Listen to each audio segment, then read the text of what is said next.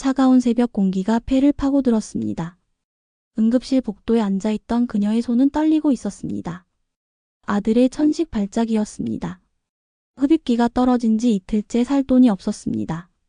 간호사가 다가왔습니다. 응급실 처치비 15만 원이라고 말했습니다. 그녀는 지갑에서 카드를 꺼냈습니다. 손이 떨렸습니다.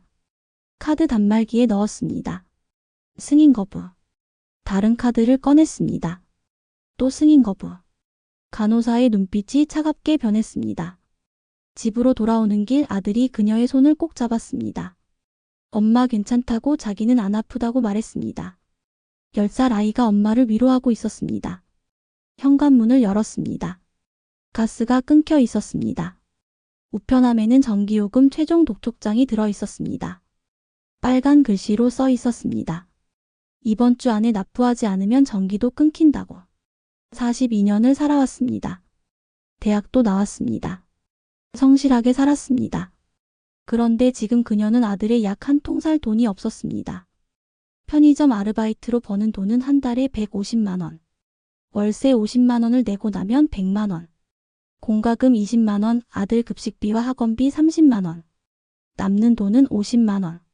두 사람이 한 달을 살기에는 턱없이 부족했습니다. 그날 밤 그녀는 서랍 깊숙한 곳에서 작은 상자를 꺼냈습니다. 손이 떨렸습니다. 상자를 열었습니다. 작은 금반지가 들어 있었습니다. 아들의 돌반지였습니다. 남편이 사준 것이었습니다.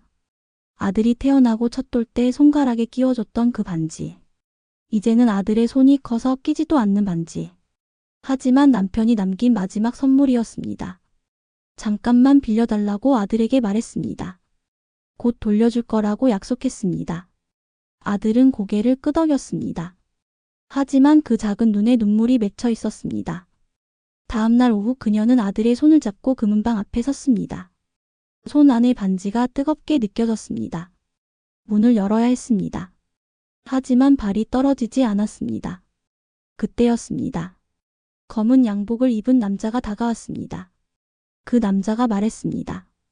그 반지 팔지 말라고. 여러분 구독 버튼을 눌러주세요.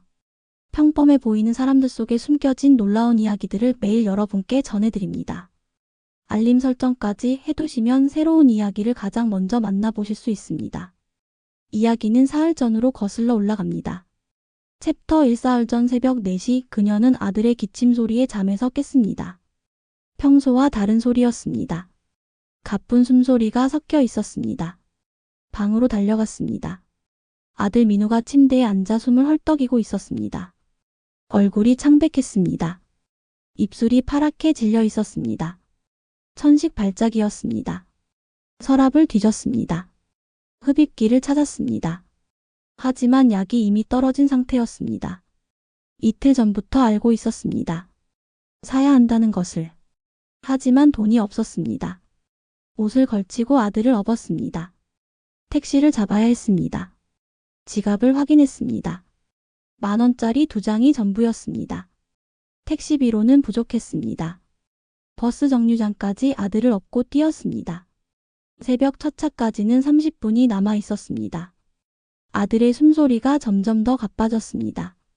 결국 택시를 잡았습니다. 기사에게 사정했습니다. 10,000원밖에 없다고 병원까지만 가면 카드로 결제하겠다고 말했습니다. 기사는 한숨을 쉬며 출발했습니다. 응급실에 도착했습니다. 오전 5시였습니다. 의사가 민우를 진찰했습니다. 산소 마스크를 씌웠습니다. 주사를 놓았습니다.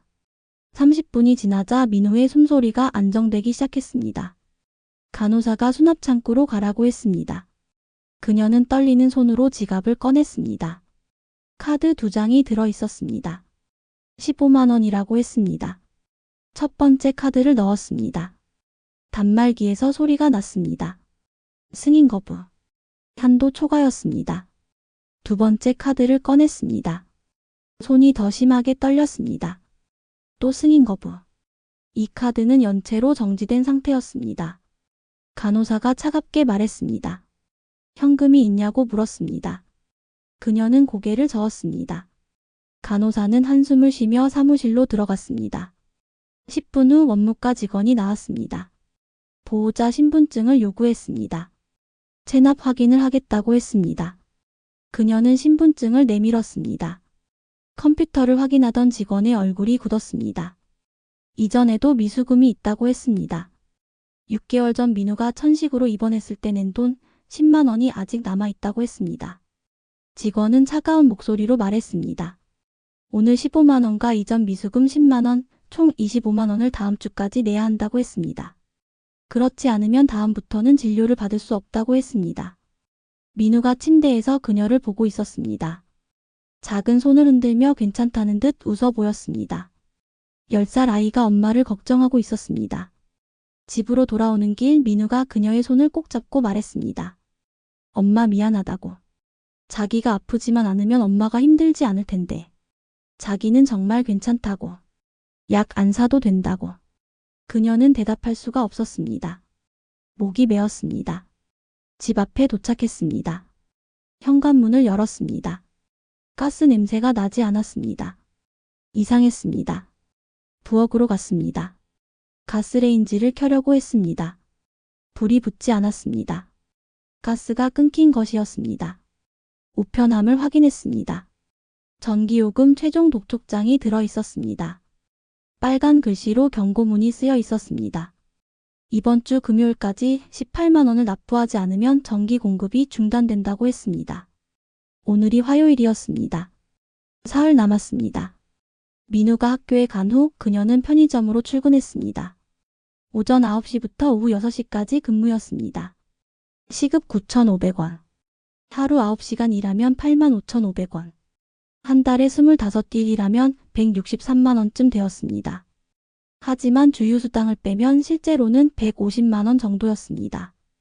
편의점에 들어서자 사장이 째려보듯 쳐다봤습니다. 50대 여성이었습니다. 이 편의점을 10년째 운영하고 있었습니다. 늦었다고 했습니다. 오전 9시 전가게 와야 하는데 5분이나 늦었다고 했습니다. 그녀는 사과했습니다. 아들이 아파서 병원에 갔다가 왔다고 설명했습니다. 사장은 코웃음을 쳤습니다. 40이 넘어서 이것밖에 못하냐고 말했습니다. 애도 병약하고 말이죠 라고 덧붙였습니다. 그러니까 이 나이에 편의점 알바나 하는 거 아니냐고 했습니다. 그녀는 아무 말도 하지 않았습니다. 참았습니다. 이 일자리를 잃으면 안 됐습니다. 하루 종일 물건을 정리하고 손님을 응대했습니다. 점심시간도 없었습니다. 삼각김밥 하나로 끼니를 때웠습니다. 오후 5시쯤 한 손님이 담배를 사러 왔습니다. 신분증 확인을 요청했습니다. 손님이 화를 냈습니다. 나이가 몇인데 신분증을 보여달라고 하냐며 소리를 질렀습니다. 사장이 달려왔습니다.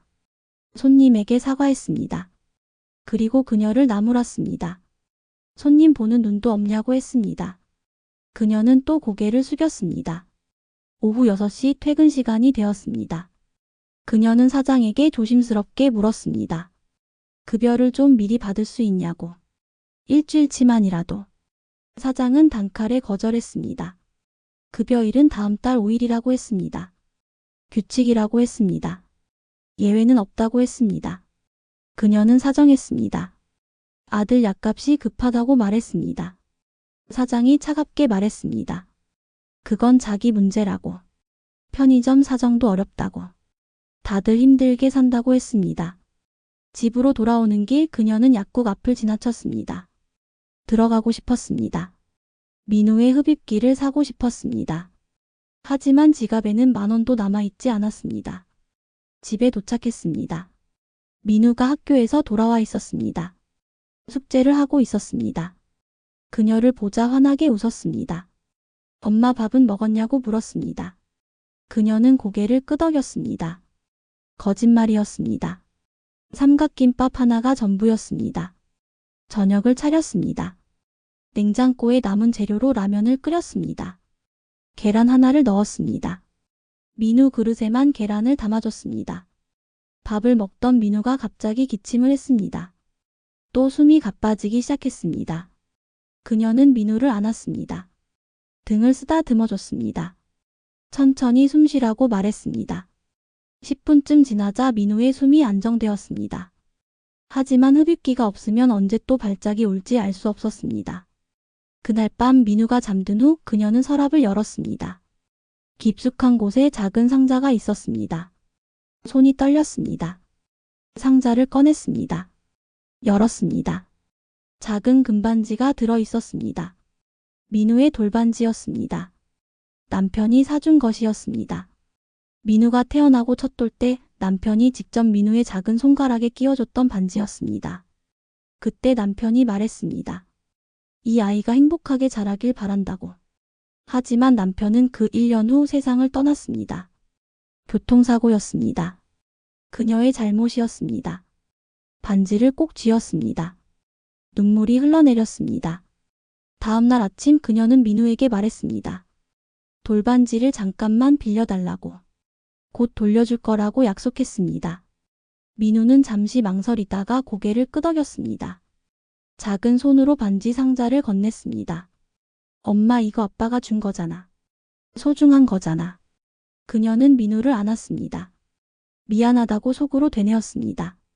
학교에 간 민우를 배웅하고 그녀는 반지를 들고 금은방을 찾아갔습니다. 가게 앞에 섰습니다. 문을 열어야 했습니다. 하지만 발이 떨어지지 않았습니다. 이 반지는 남편이 남긴 마지막 것이었습니다. 민우에게는 아빠의 유일한 흔적이었습니다. 손 안의 반지가 뜨겁게 느껴졌습니다. 그때였습니다. 뒤에서 누군가 말을 걸었습니다. 검은 양복을 입은 남자였습니다. 그 반지 팔지 마세요. 챕터 2. 그녀는 깜짝 놀라 뒤를 돌아봤습니다. 검은 양복을 입은 남자가 서 있었습니다. 40대 중반쯤 되어 보였습니다. 말끔한 차림이었습니다. 고급스러운 시계가 손목에 차여 있었습니다. 남자가 다시 말했습니다. 그 반지 파시면 후회하실 겁니다. 그녀는 당황했습니다. 이 사람이 누구길래 자기 일에 참견하는 걸까? 경계심이 들었습니다. 실례지만 누구세요? 라고 물었습니다. 남자는 명함을 꺼냈습니다. 그녀에게 건넸습니다. 명함을 받아든 그녀는 눈을 크게 떴습니다. 영어로 쓰여 있었습니다. KM 파트너스 아시아 대표 강민재. 글로벌 투자회사였습니다. 투자회사요. 그녀는 의아하게 물었습니다. 저한테 무슨 일이세요? 강민재라는 남자가 말했습니다. 잠깐 시간을 내줄 수 있냐고. 꼭 할 이야기가 있다고 했습니다. 그녀는 고개를 저었습니다. 시간 없다고 말했습니다. 지금 급한 일이 있다고 했습니다. 강민재가 금은방 쪽을 바라봤습니다. 그 반지 얼마나 받으실 것 같으세요? 기껏해야 30만 원쯤 될 겁니다. 그 돈으로 며칠이나 버티실 수 있을까요? 그녀는 화가 났습니다. 이 사람이 뭘 안다고 이런 말을 하는 걸까? 신뢰가 심하네요. 그녀는 차갑게 말했습니다. 제 사정도 모르면서 함부로 말씀하지 마세요. 강민재는 한숨을 쉬었습니다. 알고 있습니다. 그가 말했습니다. 아드님이 천식을 앓고 있죠. 어젯밤 응급실에 가셨고, 가스도 끊겼고, 전기요금도 밀렸고. 그녀는 소름이 돋았습니다. 이 사람이 어떻게 그걸 아는 걸까? 자기를 미행한 걸까? 왜 저를 조사하신 거죠? 그녀는 떨리는 목소리로 물었습니다. 강민재가 말했습니다. 당신이 필요하기 때문입니다. 그녀는 어이가 없었습니다. 자기가 뭘 할 수 있다고 이러는 걸까? 편의점 알바생한테 무슨 일을 시키려고. 가까운 카페로 가시죠. 강민재가 제안했습니다. 10분만 제 이야기를 들어주세요. 그래도 거절하신다면 돌아가겠습니다. 그녀는 망설였습니다. 하지만 궁금했습니다. 이 사람이 대체 무슨 말을 하려는 걸까? 결국 근처 카페로 따라갔습니다. 카페에 앉았습니다. 강민재가 커피를 주문했습니다. 그녀는 물만 마시겠다고 했습니다. 돈이 아까웠습니다. 강민재가 말을 시작했습니다. 저희 회사에서 지금 큰 프로젝트를 진행하고 있습니다. 한국의 바이오 기업을 인수하려고 합니다. 회사 이름은 지바이오테크. 시가총액이 3조 원입니다. 그녀는 듣고만 있었습니다. 이게 자기랑 무슨 상관인지 알 수 없었습니다. 강민재가 계속했습니다. 표면적으로는 완벽한 회사입니다. 재무제표도 깨끗하고 신약 개발도 순조롭고 하지만 뭔가 이상합니다. 숫자가 너무 완벽해요. 그게 오히려 의심스럽습니다. 그는 서류 가방에서 파일을 꺼냈습니다. 테이블 위에 놓았습니다. 이 회사의 공개 자료들입니다. 재무제표, 공시자료, 뉴스 기사. 공개된 정보만으로 이 회사의 진실을 밝혀주세요. 그녀는 어리둥절했습니다. 저한테요. 저는 그냥 편의점에서 일하는 사람인데요. 강민재가 그녀를 똑바로 쳐다봤습니다. 아닙니다. 당신은 그런 사람이 아니죠. 그녀는 가슴이 철렁했습니다. 강민재가 조용히 말했습니다. 당신이 그 고스트 맞죠? 그녀는 숨이 멎는 것 같았습니다. 10년 만에 듣는 이름이었습니다. 고스트. 그건 그녀가 온라인 투자 커뮤니티에서 쓰던 닉네임이었습니다. 10년 전 그녀는 주식 투자로 수억 원을 벌었습니다. 개인 투자자였지만 실력은 프로급이었습니다. 공개된 정보만으로 기업의 진짜 가치를 꿰뚫어 봤습니다. 재무제표를 보면 그 회사가 망할지 흥할지 알 수 있었습니다. 커뮤니티 사람들은 그녀를 고스트라고 불렀습니다.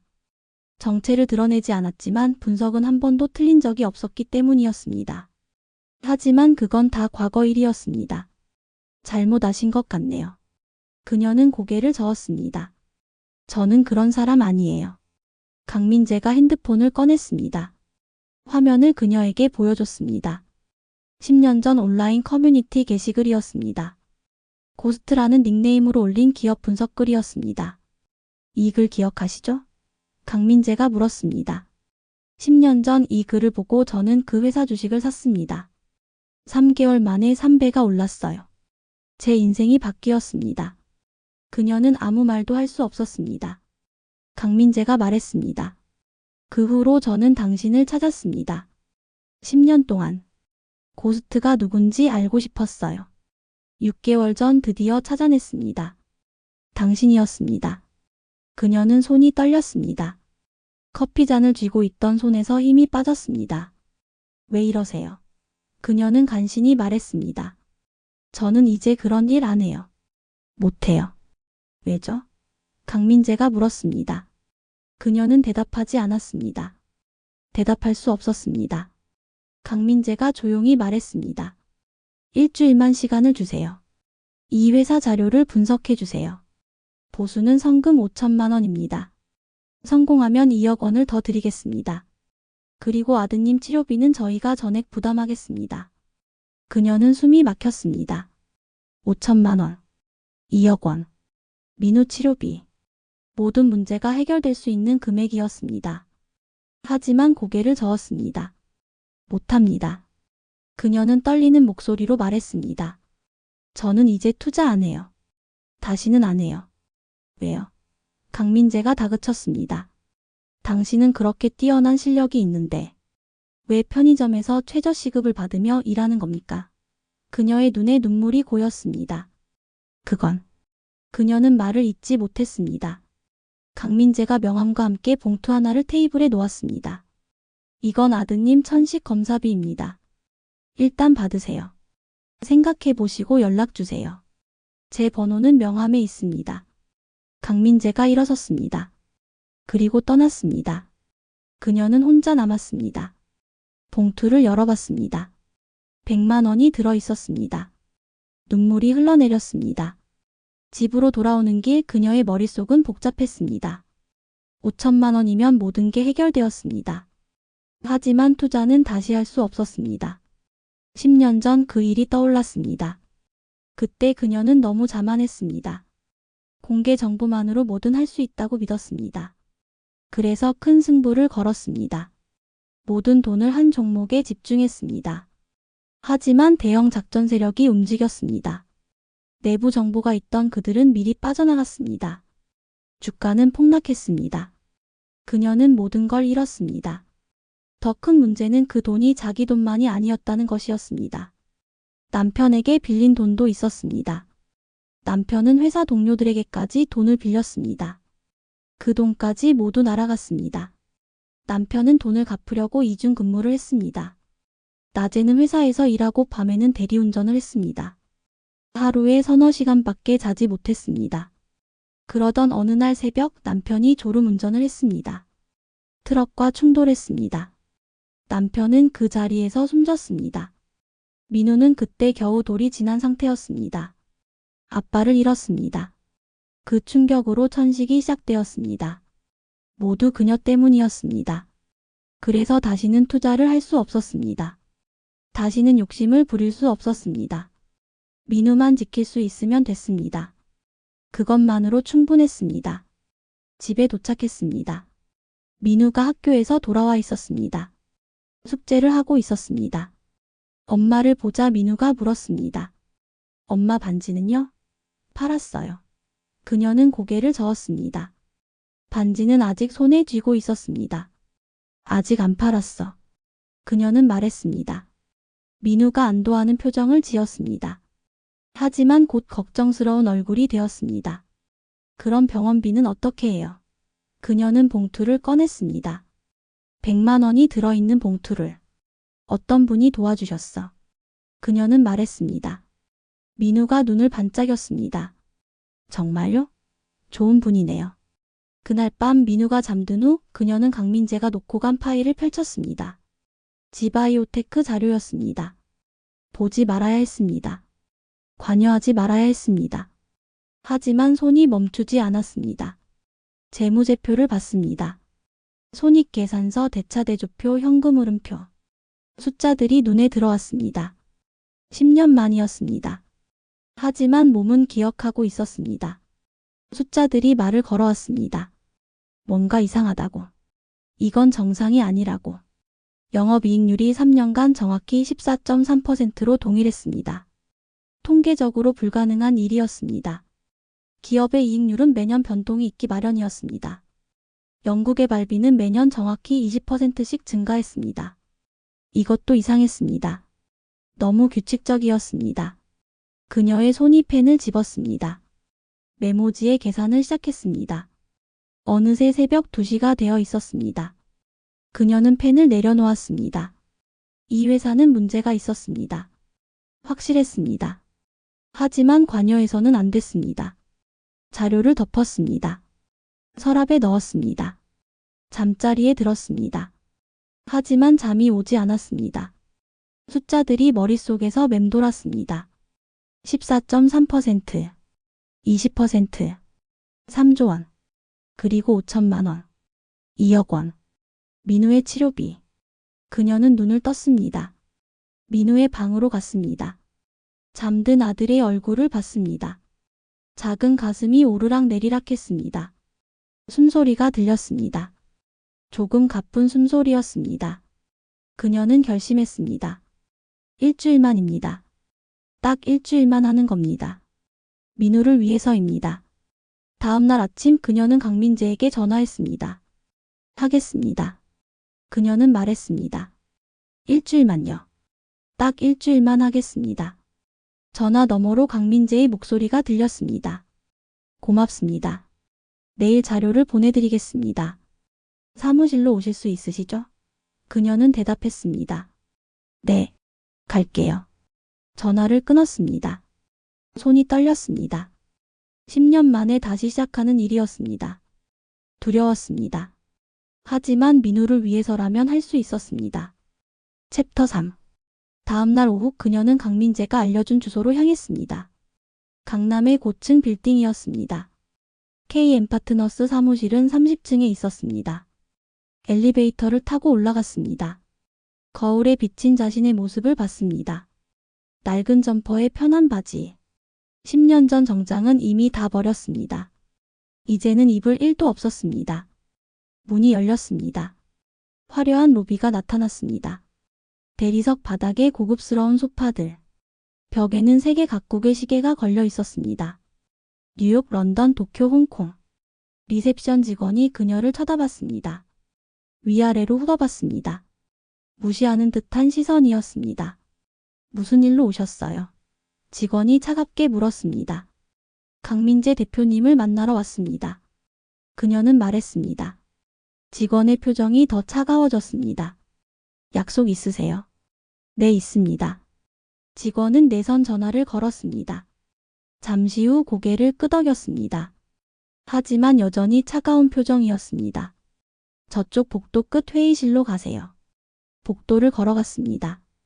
양복을 입은 사람들이 바쁘게 오가고 있었습니다. 모두들 그녀를 쳐다봤습니다. 이상한 사람을 보듯 했습니다. 회의실 문을 열었습니다. 강민재가 앉아 있었습니다. 그리고 다른 직원 2명도 함께 있었습니다. 오셨군요. 강민재가 일어나며 말했습니다. 앉으세요. 그녀는 의자에 앉았습니다. 등받이가 푹신했습니다. 10년 만에 앉아보는 고급 의자였습니다. 소개하겠습니다. 강민재가 말했습니다. 이쪽은 저희 투자분석팀 팀장 김성준 이사입니다. 그리고 이쪽은 재무팀 차장 박지영 씨입니다. 두 사람은 그녀를 보며 고개만 살짝 숙였습니다. 의아한 표정이었습니다. 왜 이런 사람을 불렀을까 하는 얼굴이었습니다. 강민재가 서류 뭉치를 테이블 위에 올려놓았습니다. 지바이오테크 자료입니다. 지난 5년간의 재무제표, 공시자료, 임상시험 결과, 언론 보도 내용까지 모두 있습니다. 그녀는 서류를 넘겨봤습니다. 두껍고 빼곡했습니다. 이게 다예요. 그녀가 물었습니다. 네. 강민재가 대답했습니다. 내부 자료는요? 그녀가 다시 물었습니다. 경영진 인터뷰나 내부 회계 자료 같은 건요? 김성준 이사가 비웃듯 말했습니다. 인수 전인데 내부 자료를 어떻게 봤습니까? 공개된 자료로 분석하는 게 당연하죠. 그녀는 고개를 끄덕였습니다. 알겠습니다. 그럼 이 자료만으로 분석하면 되는 거죠? 강민재가 대답했습니다. 네. 그게 당신의 능력이니까요. 공개 정보만으로 진실을 찾아내는 것. 박지영 차장이 의심스러운 표정으로 물었습니다. 실례지만 어떤 식으로 분석하실 건가요? 저희도 이미 몇 달째 검토하고 있는데 별 문제를 못 찾았거든요. 그녀는 잠시 생각했습니다. 일단 숫자부터 봐야죠. 그녀가 말했습니다. 재무제표의 패턴을 보고 이상한 점을 찾아야 합니다. 패턴이요. 김성준이 코웃음을 쳤습니다. 재무제표가 무슨 암호입니까? 그녀는 대꾸하지 않았습니다. 설명해봤자 이해하지 못할 것 같았습니다. 강민재가 끼어들었습니다. 일주일 드릴게요. 결과 보고는 다음 주 월요일에 해주시면 됩니다. 오늘은 자료만 가져가세요. 그녀는 두꺼운 서류 뭉치를 받았습니다. 무거웠습니다. 성금은 내일 입금해드리겠습니다. 강민재가 말했습니다. 계좌번호 알려주세요. 그녀는 메모지에 계좌번호를 적어줬습니다. 손이 떨렸습니다. 5천만 원. 평생 한 번에 받아본 적 없는 돈이었습니다. 회의실을 나왔습니다. 복도를 걸어가는데 뒤에서 목소리가 들렸습니다. 김성준과 박지영이 수군대는 소리였습니다. 대체 저 사람이 뭐라고 대표님이 저렇게까지. 편의점 알바생이라던데요. 믿어지세요. 옛날에 주식 좀 했다고 하던데. 그게 뭐 대수라고. 그녀는 걸음을 멈추지 않았습니다. 익숙한 반응이었습니다. 엘리베이터를 타고 내려왔습니다. 로비를 지나 밖으로 나왔습니다. 지하철을 타고 집으로 향했습니다. 서류 뭉치를 무릎에 올려놓고 앉아 있었습니다. 옆자리 사람이 힐끗힐끗 쳐다봤습니다. 뭔가 대단해 보이는 서류였습니다. 하지만 그걸 든 사람은 초라해 보였습니다. 집에 도착했습니다. 오후 5시였습니다. 민우는 아직 학교에서 돌아오지 않았습니다.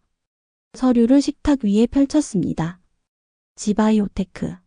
설립 15년 차. 신약 개발 전문 기업. 주요 제품은 항암제와 당뇨병 치료제.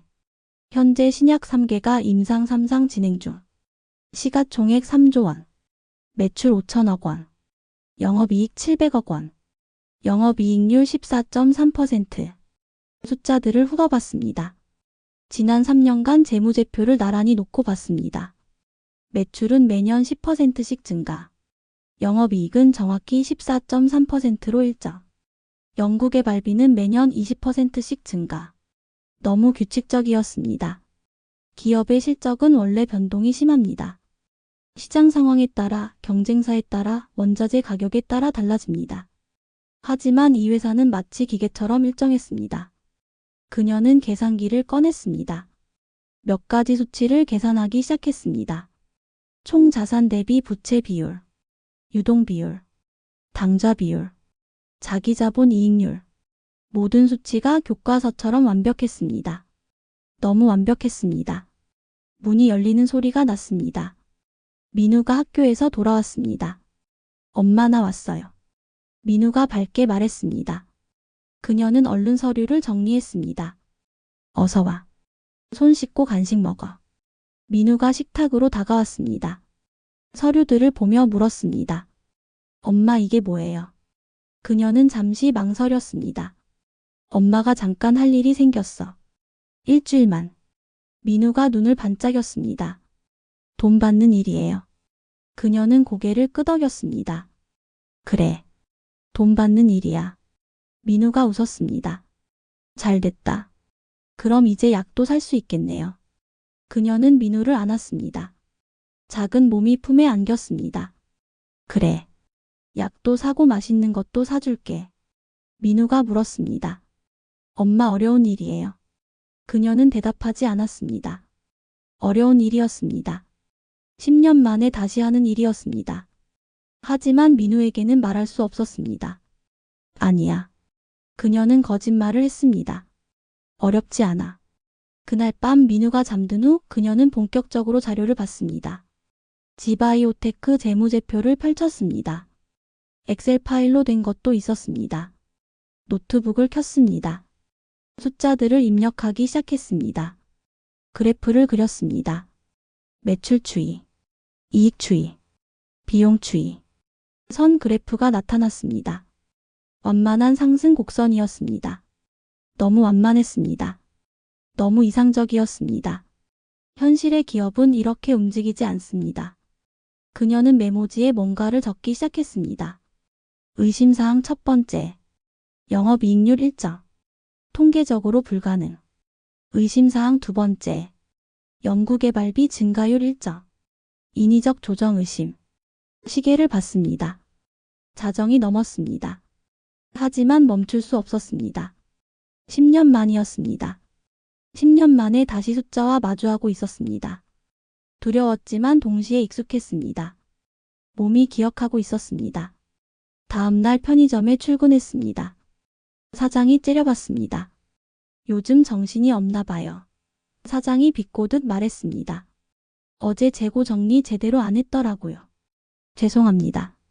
그녀는 고개를 숙였습니다. 오늘은 제대로 좀 해요. 월급 받는 게 아까워요. 그녀는 묵묵히 일했습니다. 물건을 진열하고 손님을 응대했습니다. 하지만 머릿속은 계속 숫자들로 가득했습니다. 14.3, 20%, 3조 원. 점심시간 휴대폰을 확인했습니다. 문자 메시지가 와 있었습니다. KM파트너스 강민재입니다. 성금 5천만 원 입금 완료했습니다. 확인해 주세요. 그녀는 은행 앱을 열었습니다. 계좌 잔액을 봤습니다. 5천만 4천 원. 숫자가 믿기지 않았습니다. 몇 번을 다시 확인했습니다. 진짜였습니다. 손이 떨렸습니다.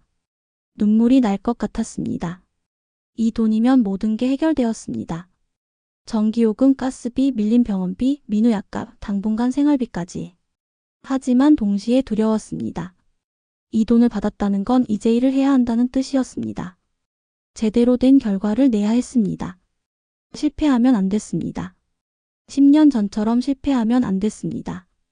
퇴근 후 집으로 돌아왔습니다. 민우가 기다리고 있었습니다. 엄마 은행에서 문자 왔던데요. 민우가 물었습니다. 그녀는 미소 지었습니다. 응. 엄마가 일한 대가를 받았어. 민우가 환호했습니다. 정말요? 그럼 이제 괜찮은 거예요. 그녀는 민우를 안았습니다. 응. 이제 괜찮아. 걱정 안 해도 돼. 하지만 마음속으로는 떨리고 있었습니다. 이제 시작이었습니다. 진짜 일은 이제부터였습니다.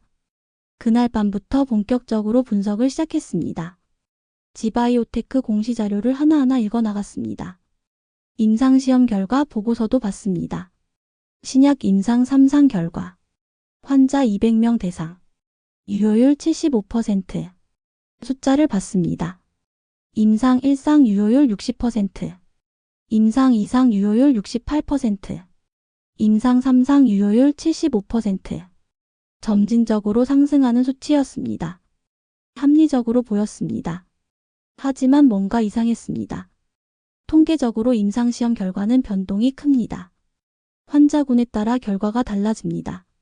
하지만 이 회사의 결과는 너무 안정적이었습니다. 마치 누군가 의도적으로 숫자를 맞춘 것 같았습니다. 그녀는 메모했습니다. 의심사항 세 번째. 임상시험 결과 통계적 이상. 데이터 조작 가능성. 새벽 2시가 되었습니다. 눈이 침침했습니다. 하지만 멈출 수 없었습니다. 더 파고들어야 했습니다. 진실을 찾아야 했습니다. 민우를 위해서라도 실패할 수 없었습니다. 챕터 4. 사흘이 지났습니다. 그녀는 하루에 서너 시간밖에 자지 못했습니다. 편의점에서 일하고 집에 오면 자료와 씨름했습니다. 지바이오테크의 모든 것을 파헤쳤습니다. 재무제표는 물론이고 공시자료, 뉴스기사, 심지어 경영진 인터뷰까지 찾아봤습니다. 숫자들이 점점 더 이상하게 보이기 시작했습니다. 목요일 오후였습니다. 편의점에서 일하고 있었습니다. 손님이 별로 없는 시간이었습니다. 벽에 걸린 텔레비전에서 경제 뉴스가 흘러나왔습니다. 증시 상황을 전하고 있었습니다. 그녀는 물건을 정리하다가 텔레비전을 힐끗 봤습니다. 앵커가 말했습니다. 바이오 업종이 강세를 보이고 있습니다. 특히 지바이오테크는 오늘 5% 상승하며 화면에 지바이오테크 차트가 나타났습니다. 주가가 꾸준히 오르는 그래프였습니다. 그녀는 차트를 보며 무의식 중에 중얼거렸습니다. 저건 3개월 내 폭락이야. 사장이 그 말을 들었습니다. 카운터 뒤에서 비웃는 소리가 났습니다. 뭐라고요? 사장이 물었습니다. 그녀는 깜짝 놀라 돌아봤습니다. 실수였습니다. 혼잣말이 새어나갔습니다. 아닙니다. 그녀는 얼버무렸습니다. 사장이 코웃음을 쳤습니다. 지금 주식 얘기한 거죠? 편의점 알바가 주식? 웃기네요. 당신이 뭘 알아요? 그녀는 아무 말도 하지 않았습니다. 다시 물건 정리로 돌아갔습니다. 하지만 사장은 계속 비아냥거렸습니다. 세상 물정도 모르면서 무슨 주식. 그러니까 40 넘어서 여기서 일하는 거 아니에요. 그녀는 참았습니다. 입술을 깨물었습니다. 손님이 들어왔습니다. 30대 남성이었습니다. 양복을 입고 있었습니다. 회사원처럼 보였습니다. 담배 한 보루요. 남성이 말했습니다. 그녀는 담배를 건넸습니다. 남성이 카드를 내밀었습니다. 계산을 하는 동안 남성도 텔레비전을 봤습니다. 지바이오테크 뉴스가 여전히 나오고 있었습니다. 오, 이 회사 요즘 대박이네요. 남성이 혼잣말처럼 말했습니다. 나도 좀 살까? 그녀는 입을 다물고 있었습니다. 말하지 말아야 했습니다. 하지만 자기도 모르게 말이 튀어나왔습니다. 사지 마세요. 남성이 고개를 들었습니다. 네? 뭐라고요? 그녀는 당황했습니다. 하지만 이미 말이 나가버렸습니다. 아, 죄송합니다. 제 생각을 말한 거예요. 무슨 생각인데요? 남성이 궁금하다는 표정으로 물었습니다. 사장이 끼어들었습니다. 신경 쓰지 마세요. 우리 알바생이 주식을 좀 안다고 착각하는 것 같네요. 남성은 웃었습니다. 담배를 들고 나갔습니다. 사장이 그녀를 노려봤습니다. 손님한테 이상한 소리 하지 마요. 장사에 방해가 돼요. 그녀는 고개를 숙였습니다. 죄송합니다. 하지만 마음속으로는 확신하고 있었습니다. 지바이오테크는 문제가 있었습니다. 분명했습니다. 퇴근 후 집으로 돌아왔습니다. 민우가 거실에서 숙제를 하고 있었습니다. 엄마 다녀왔어요. 민우가 밝게 말했습니다. 그녀는 민우 옆에 앉았습니다. 숙제를 보니 수학 문제였습니다. 엄마, 이 문제 좀 봐줘요. 민우가 말했습니다. 너무 어려워요. 문제를 봤습니다. 확률 문제였습니다.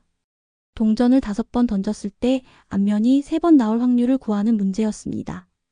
그녀는 3초도 안 돼서 답을 말했습니다. 5분의 16이야. 민우가 놀란 표정을 지었습니다. 엄마, 어떻게 그렇게 빨리 알아요? 그녀는 웃었습니다. 엄마는 숫자를 좀 잘해. 민우가 눈을 반짝였습니다. 엄마 수학 천재야. 그녀는 민우의 머리를 쓰다듬었습니다. 천재는 아니고 그냥 좀 잘하는 거지. 민우가 자랑스럽게 말했습니다. 우리 반 애들한테 자랑해야겠다. 우리 엄마 수학 천재래요. 그녀는 웃으며 저녁 준비를 했습니다. 오늘은 돈이 좀 생겼으니 제대로 된 반찬을 만들 수 있었습니다. 고등어를 구웠습니다. 민우가 좋아하는 반찬이었습니다.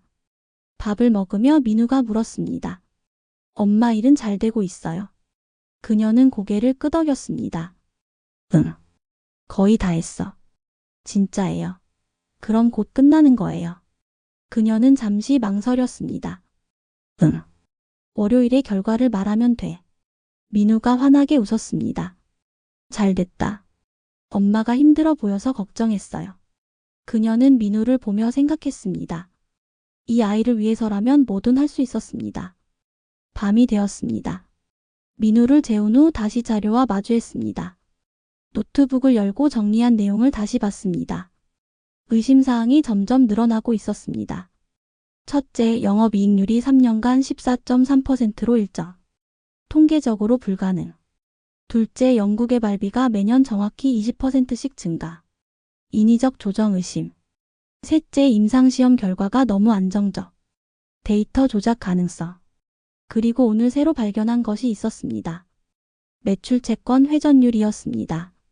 매출채권은 물건을 팔고 아직 돈을 받지 못한 금액입니다. 보통 기업들은 이 금액을 빨리 회수하려고 합니다. 지바이오테크의 매출채권 회전율을 계산해 봤습니다. 이상했습니다.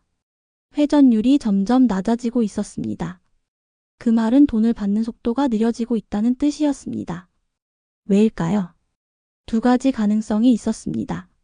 하나는 거래처가 돈을 제때 안 주는 것. 다른 하나는 매출 자체가 가짜인 것. 가짜 매출을 만들면 매출채권이 쌓입니다. 실제로 물건을 판 게 아니니까 돈이 들어올 리 없습니다. 그녀는 더 깊이 파고들었습니다. 지바이오테크의 주요 거래처를 찾아봤습니다. 공시자료에 나와 있었습니다. 거래처 상위 5개를 검색했습니다. 첫 번째 거래처. 검색했습니다. 회사 홈페이지가 나왔습니다. 하지만 내용이 부실했습니다. 직원 수도 적었습니다. 두 번째 거래처. 검색했습니다. 홈페이지조차 제대로 안 나왔습니다. 세 번째, 네 번째, 다섯 번째도 마찬가지였습니다. 모두 실체가 불분명한 회사들이었습니다. 그녀는 심장이 빨리 뛰기 시작했습니다. 이건 가공 매출이었습니다. 페이퍼 컴퍼니를 만들어 놓고 거기에 물건을 팔았다고 장부에 기록하는 것. 실제로는 거래가 없는데 있는 것처럼 꾸미는 것. 회계 사기였습니다. 그녀는 메모했습니다. 의심사항 네 번째. 주요 거래처 실체 불분명. 가공 매출 의심. 시계를 봤습니다. 새벽 3시였습니다. 내일도 편의점 출근해야 했습니다. 자야 했습니다. 하지만 잠이 오지 않았습니다. 흥분되었습니다. 10년 만이었습니다. 이렇게 확신을 가지고 분석하는 것이 몸이 기억하고 있었습니다. 숫자를 읽는 법을, 거짓을 찾아내는 법을. 다음 날 금요일이었습니다. 편의점에 출근했습니다. 사장이 또 뭐라고 잔소리를 했지만 귀에 들어오지 않았습니다. 머릿속은 온통 지바이오테크 생각뿐이었습니다. 오후쯤 되었을 때였습니다. 텔레비전에서 속보가 나왔습니다. 지바이오테크 금융감독원 조사 착수. 그녀는 화면을 뚫어지게 봤습니다. 앵커가 말했습니다. 지바이오테크가 금융감독원 특별조사를 받게 됐습니다. 재무제표 조작 의혹이 제기됐기 때문인데요. 사장이 텔레비전을 보며 말했습니다. 어머, 저 회사 며칠 전에 주가 오르던 회사 아니에요.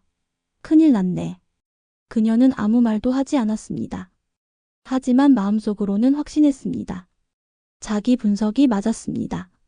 그날 저녁 강민재에게서 전화가 왔습니다. 뉴스 보셨죠?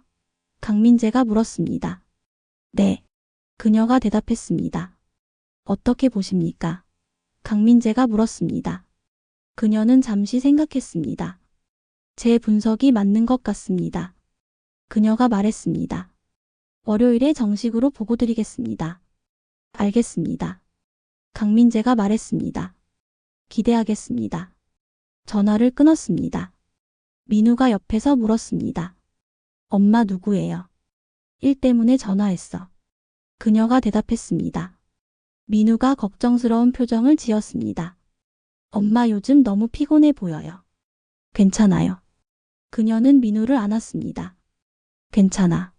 이제 거의 끝났어. 진짜요? 그럼 이제 편해지는 거예요.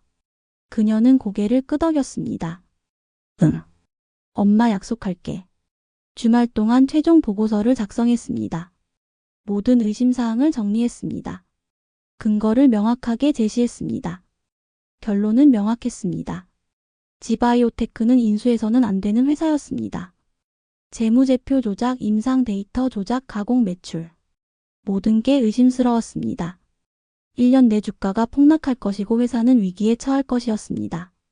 월요일 아침이 되었습니다. 그녀는 편의점에 출근하지 않았습니다. 사장에게 전화로 말했습니다. 급한 일이 있다고. 오늘 하루만 쉬겠다고. 사장은 화를 냈습니다. 하지만 상관없었습니다. KM 파트너스로 향했습니다. 보고서를 들고 민우도 함께 데려갔습니다. 학교를 조퇴시켰습니다. 엘리베이터를 타고 30층으로 올라갔습니다. 회의실로 안내받았습니다. 강민재와 김성준 이사, 박지영 차장이 기다리고 있었습니다. 민우는 회의실 구석 소파에 앉혀 놓았습니다. 조용히 있으라고 말했습니다. 그녀는 테이블 앞에 섰습니다. 보고서를 꺼냈습니다. 손이 떨렸습니다. 10년 만이었습니다. 이렇게 많은 사람 앞에서 발표하는 것이. 강민재가 말했습니다. 시작하시죠. 그녀는 심호흡을 했습니다. 그리고 말을 시작했습니다. 결론부터 말씀드리겠습니다. 지바이오테크는 인수해서는 안 됩니다. 회의실이 조용해졌습니다. 그녀는 계속했습니다. 이 회사는 재무제표를 조작했습니다. 임상 데이터도 조작했습니다. 매출도 가짜입니다. 김성준이 끼어들었습니다. 근거가 뭡니까? 그녀는 자료를 펼쳤습니다. 그리고 설명하기 시작했습니다. 숫자로. 챕터 5. 그녀는 회의실 앞에 섰습니다. 강민재, 김성준, 박지영이 그녀를 바라보고 있었습니다. 구석에는 민우가 조용히 앉아 있었습니다. 화이트보드 앞으로 걸어갔습니다. 마커를 들었습니다. 먼저 영업이익률부터 보겠습니다. 그녀가 말했습니다. 화이트보드에 숫자를 적기 시작했습니다. 2022년 14.3%, 2023년 14.3%, 2024년 14.3%. 김성준이 비웃듯 말했습니다. 그게 뭐가 이상합니까? 안정적인 수익 구조를 가진 거 아닙니까? 그녀는 고개를 저었습니다. 기업의 영업이익률은 변동합니다. 원자재 가격, 환율, 인건비, 경쟁 상황에 따라 달라지죠. 3년간 소수점 하나 안 틀리고 똑같다는 건 통계적으로 거의 불가능합니다. 확률을 계산해 봤습니다. 그녀가 계속했습니다. 1000분의 1도 안 됩니다. 박지영이 끼어들었습니다. 그냥 우연일 수도 있잖아요. 그녀는 다른 자료를 꺼냈습니다. 우연이 아닙니다. 연구개발비를 보세요. 화이트보드에 또 숫자를 적었습니다. 2022년 300억, 2023년 360억, 2024년 432억. 매년 정확히 20%씩 증가합니다. 그녀가 설명했습니다. 연구개발비는 프로젝트에 따라 들쑥날쑥합니다. 어떤 해는 많이 쓰고 어떤 해는 적게 씁니다. 하지만 이 회사는 마치 누가 계획한 것처럼 정확히 20%씩 늘렸어요. 강민재가 앞으로 몸을 기울였습니다. 집중하고 있었습니다. 그녀는 계속했습니다. 더 결정적인 건 매출 채권입니다. 화이트보드에 그래프를 그렸습니다. 매출 채권 회전율이 점점 낮아지고 있습니다. 물건을 팔았는데 돈을 못 받고 있다는 뜻이죠. 김성준이 반박했습니다. 거래처 사정이 안 좋을 수도 있지 않습니까? 그녀는 고개를 저었습니다. 그래서 거래처를 조사했습니다. 자료를 펼쳤습니다. 지바이오테크의 주요 거래처 목록이었습니다. 상위 5개 거래처를 검색해봤습니다. 그녀가 설명했습니다. 첫 번째 메디팜 코리아. 홈페이지는 있지만 내용이 부실합니다. 직원 수 3명. 사무실 주소는 원룸 오피스텔입니다. 두 번째 바이오 헬스케어. 홈페이지도 제대로 안 나옵니다. 사업자 등록은 되어 있지만 실체가 없습니다. 나머지도 마찬가지입니다. 모두 페이퍼 컴퍼니입니다. 회의실이 조용해졌습니다. 그녀는 계속했습니다. 이건 가공 매출입니다. 페이퍼 컴퍼니를 만들어 놓고 거기에 물건을 팔았다고 장부에 기록한 겁니다. 실제로는 거래가 없는데 있는 것처럼 꾸민 거죠. 박지영이 얼굴이 굳었습니다. 그녀는 다른 자료를 꺼냈습니다. 임상시험 데이터도 문제가 있습니다. 화이트보드에 숫자를 적었습니다. 임상 1상 유효율 60%, 임상 2상 68%, 임상 3상 75%. 너무 이상적입니다. 그녀가 설명했습니다. 임상시험은 환자군에 따라 결과가 크게 달라집니다. 하지만 이 회사의 결과는 마치 교과서처럼 깔끔하게 상승합니다. 통계적으로 분석해봤습니다. 표준 편차가 너무 작습니다. 변동성이 거의 없어요. 이건 데이터를 조작했다는 뜻입니다. 김성준이 의자에서 일어났습니다. 잠깐만요. 그가 말했습니다. 당신이 지금 하는 말이 맞다면 이건 엄청난 사기극이잖아요. 그녀는 고개를 끄덕였습니다. 맞습니다. 엄청난 사기극입니다. 증거가 있습니까? 김성준이 다그쳤습니다. 그녀는 침착하게 대답했습니다. 공개 자료만으로 확실한 증거를 찾기는 어렵습니다. 하지만 정황은 명확합니다. 현금 흐름표를 보세요. 그녀가 자료를 가리켰습니다. 영업활동 현금 흐름이 당기순이익보다 훨씬 적습니다. 이익은 많이 났다고 하는데 실제로 들어온 현금은 별로 없다는 뜻이죠. 왜 그럴까요? 매출이 가짜니까요. 장부상으로만 매출을 만들었으니 실제 현금은 안 들어오는 겁니다. 회의실이 숨소리마저 들릴 정도로 조용해졌습니다. 강민재가 물었습니다. 당신은 이 회사가 어떻게 될 거라고 봅니까? 그녀는 잠시 생각했습니다. 1년 내 폭락할 겁니다. 길어야 1년 반. 금융감독원 조사가 시작됐으니 더 빨라질 수도 있습니다. 주가는 10분의 1로 떨어질 겁니다. 경영진은 구속될 거고 투자자들은 큰 손실을 볼 겁니다. 만약 이 회사를 인수했다면 그녀가 말을 이었습니다. 수조 원을 날렸을 겁니다. 회의실이 다시 조용해졌습니다. 김성준이 자리에 털썩 앉았습니다. 얼굴이 창백해졌습니다. 박지영은 손으로 입을 가렸습니다. 강민재가 천천히 말했습니다. 당신, 정말 대단하군요. 그녀는 아무 말도 하지 않았습니다. 강민재가 일어났습니다. 그녀에게 다가왔습니다. 역시 당신이 맞았습니다. 그가 말했습니다. 당신이 그 고스트가 맞군요. 김성준이 놀라 물었습니다. 고스트요? 그게 뭡니까? 강민재가 설명했습니다. 10년 전 온라인 투자 커뮤니티에 전설이 있었습니다. 고스트라는 닉네임을 쓰는 사람이었죠. 공개 정보만으로 기업을 분석했습니다. 재무제표만 보고 그 회사가 망할지 흥할지 정확하게 예측했습니다. 단 한 번도 틀린 적이 없었습니다. 수백억을 움직였습니다. 하지만 정체는 아무도 몰랐습니다. 그게 바로 이분입니다. 김성준과 박지영이 그녀를 다시 봤습니다. 이번엔 놀라움과 존경이 섞인 눈빛이었습니다.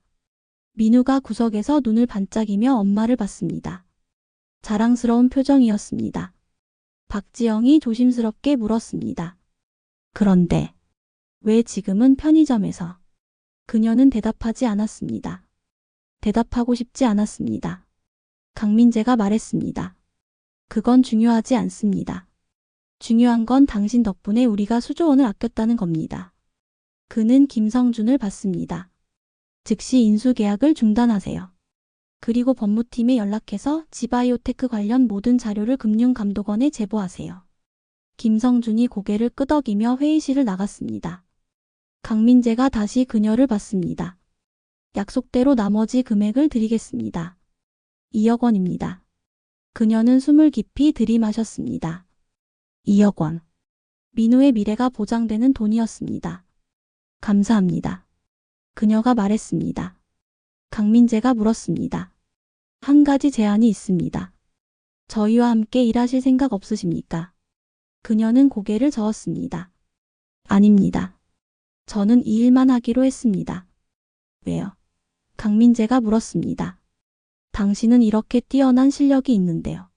그녀는 민우를 봤습니다. 민우가 걱정스러운 표정으로 엄마를 보고 있었습니다. 이유가 있습니다. 그녀가 조용히 말했습니다. 강민재는 더 묻지 않았습니다. 알겠습니다. 그가 말했습니다. 하지만 제 명함은 가지고 계세요. 언제든 마음이 바뀌면 연락 주세요. 그녀는 명함을 받았습니다. 회의실을 나왔습니다. 민우가 그녀의 손을 잡았습니다. 엄마 정말 대단해요. 민우가 말했습니다. 엄마가 그렇게 대단한 사람인 줄 몰랐어요. 그녀는 민우의 머리를 쓰다듬었습니다. 민우야. 그녀가 말했습니다. 엄마는 그냥 숫자를 좀 잘 볼 뿐이야. 아니에요. 민우가 말했습니다. 엄마는 천재예요. 그녀는 웃었습니다. 하지만 마음 한구석이 무거웠습니다. 빌딩을 나와 지하철역으로 향했습니다. 민우가 물었습니다. 엄마 이제 편의점 안 다녀도 돼요. 그녀는 고개를 끄덕였습니다. 응. 당분간은 안 다녀도 될 것 같아. 민우가 환호했습니다. 집에 돌아왔습니다. 오후 4시였습니다. 그녀는 소파에 앉았습니다. 몸이 풀어졌습니다. 일주일 동안 긴장했던 것이 한꺼번에 풀렸습니다. 민우가 옆에 앉았습니다. 엄마 근데 왜 그만뒀어요? 민우가 물었습니다. 그렇게 잘하는데. 그녀는 한참 동안 대답하지 않았습니다. 민우가 다시 물었습니다. 나 때문이에요. 그녀는 민우를 봤습니다. 10살 아이의 눈이 너무 맑았습니다. 그녀는 결심했습니다. 이제 말해줄 때가 된 것 같았습니다. 민우야. 그녀가 말을 시작했습니다. 엄마가 너한테 할 이야기가 있어. 민우가 조용히 들었습니다. 그녀는 천천히 말했습니다. 엄마는 옛날에 주식 투자를 했었어. 그것도 아주 잘했지. 민우가 고개를 끄덕였습니다. 돈을 많이 벌었어. 수억 원을 벌었지. 민우의 눈이 커졌습니다. 하지만 엄마는 욕심을 냈어. 그녀가 계속했습니다. 더 많이 벌고 싶었어. 그래서 모든 돈을 한 곳에 다 넣었어. 아빠한테 빌린 돈까지. 그런데 실패했어. 모든 걸 잃었지. 민우가 조용히 들었습니다.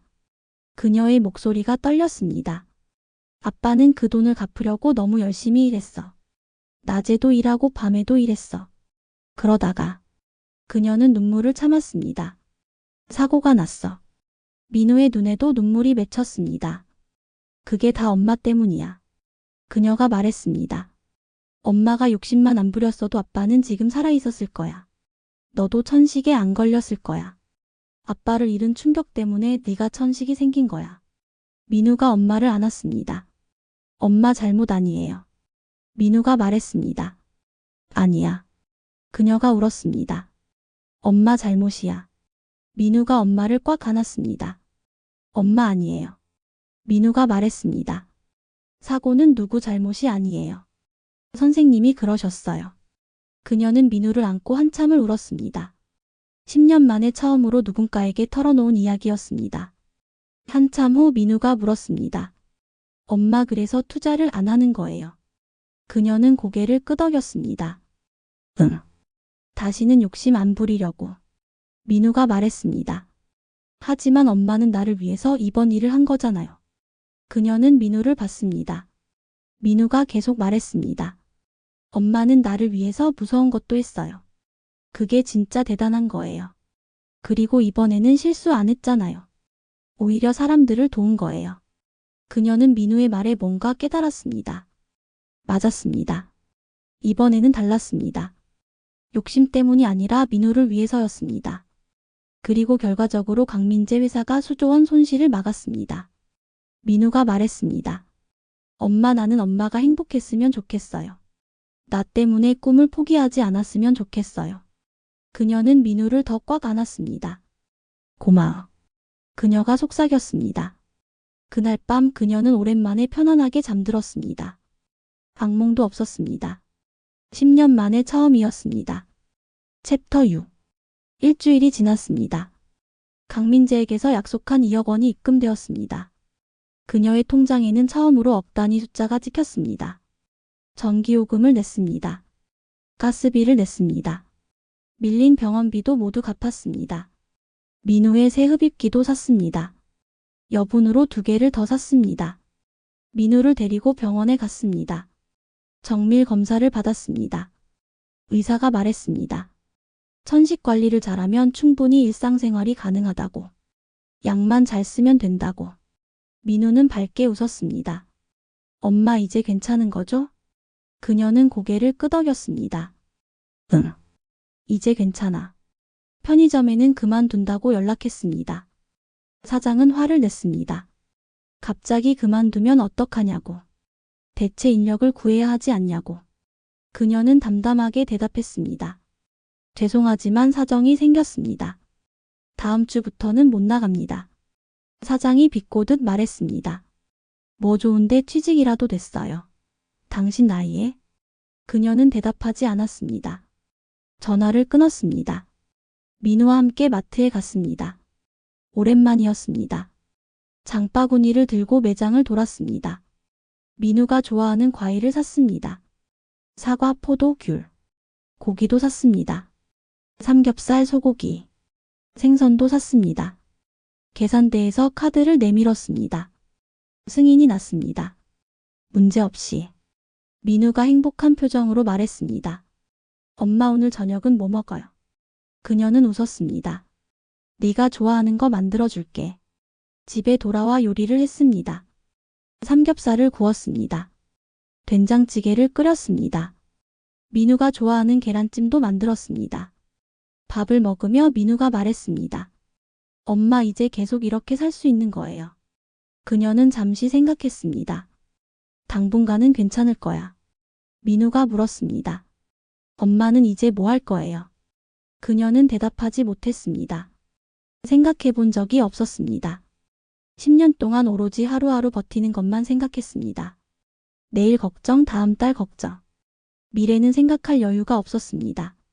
잘 모르겠어. 그녀는 솔직하게 말했습니다. 민우가 말했습니다. 엄마는 숫자를 잘하잖아요. 그 일 하면 되잖아요. 그녀는 고개를 저었습니다. 그건 쉽지 않아. 왜요? 민우가 물었습니다. 엄마 잘하는 일인데. 그녀는 설명할 수 없었습니다. 두렵다고. 또 실패할까봐 무섭다고. 며칠 후 강민재에게서 전화가 왔습니다. 뉴스 보셨어요? 강민재가 물었습니다. 그녀는 텔레비전을 켰습니다. 경제 뉴스가 나오고 있었습니다. 지바이오테크 경영진 구속. 앵커가 말했습니다. 지바이오테크 대표이사와 재무이사가 구속됐습니다. 재무제표 조작과 임상 데이터 허위 작성 혐의입니다. 검찰은 수백억 원대 회계 사기로 보고 수사를 확대하고 있습니다. 화면에는 수갑을 찬 경영진이 고개를 숙이고 걸어가는 모습이 나왔습니다. 주가는 상한가로 폭락했습니다. 하루 만에 30%가 떨어졌습니다. 강민재가 전화로 말했습니다.